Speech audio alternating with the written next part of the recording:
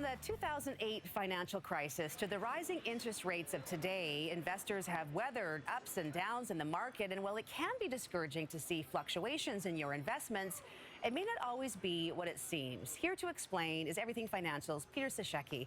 Good morning, Peter. Good to see you. Nice to see you. Good morning. We're going to dive into that in a second, but first we want to talk about the inflation numbers that are up again we're reporting on this week. So does that mean that a potential interest rate hike is coming? It may, but the government should be letting the last year's hikes, which there's still quite a few from a year ago, take effect, because you'll remember we've talked about it takes 12 to 15 months for an interest rate to actually affect inflation. And the inflation numbers are actually wrong, because the last 2 months, the government now includes interest rates, which are actually deflationary, in the inflation numbers. So every economist analyzed it, and the real inflation number now is about 3.2. So lower it's than what not really they say for, it is. and same with last month, it was about 0.8% higher. So they're still at a good moderate level that it takes time for them to go down. They're not going to go down overnight. Yeah, people are just waiting to see, though, if that interest rate hike will happen. Okay, so let's talk a little bit more about the ups and downs in the market and how it may not be what it seems. Not all doom and gloom. What's going on here? Yeah, there's a thing called, a very technical term called regression to the mean, which is if you take a long enough period, you get the true rate of return. And this helps people for peace of mind and not running through the streets with their hair on fire if they see a bad return on their investments, but also not get all pie in the sky if you see a really good return.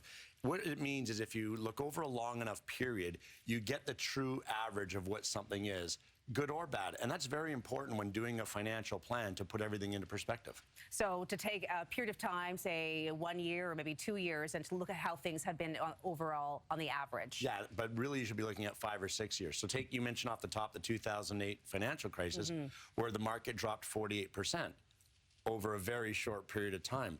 But was 2008 really a 48% loss?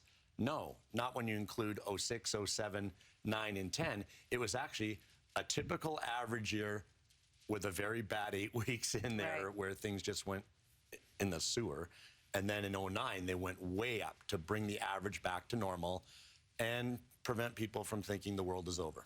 So this term, though, this regression to the mean, really only works if you're looking at your sort of long-term investment plan, not like short-term. Exactly, and it's a good 5-year average. So we just talked about inflation. Take inflation, everyone's going, oh, inflation is 4%. Well, it was 7% last year, but if you go over the last 5 years, your inflation average is under 3. And that really brings things into perspective. Not very good right now when you're going to the grocery store or filling up a tank of gas, but if you look at the overall perspective and the overall time, you have to plan for what the average is. And maybe this will teach people, when things are really good, do a little planning then and sock some stuff away for when you get these shorter term periods when the markets are bad, your investments are bad, interest rates are high, and everything seems like it's about to end. So when it comes to financial planning, then, for people who kind of want to be able to plan ahead and know how they can weather these ups and downs, so what should they be looking at? What questions should they be asking their financial planner? Always ask for a 5-year average. Look for a 5-year average on your interest rates on your mortgage, your debt. Look at a longer term period when you're calculating your spending. Don't go what I spent last month. Look at what you spent consistently over a longer period of time to really get a better picture of what your financial plan is, and you'll find that you will sleep better at night because you won't be looking at one period. And it's the same, Carrie. If you get some amazing return like happened after COVID that first year when markets were up 20%, you don't even want to show people those numbers because they get this idea, well, that's normal. I made 20%. Well, no, that's not normal. That's not how it works. And now we're seeing this flat last 10 months, which brings everything back to the mean, and you realize what normal is. Aha. Good advice this morning, and interesting perspective, because I think a lot of people don't like to look at that long term. They just see that one piece of information and they jump to conclusions. Peter Sashecki, thanks for joining us this morning. Thanks, we Carrie. matched. We didn't intend to, but we were noticing how great we looked this morning. We don't compare notes the night before. No, but me and Mark do.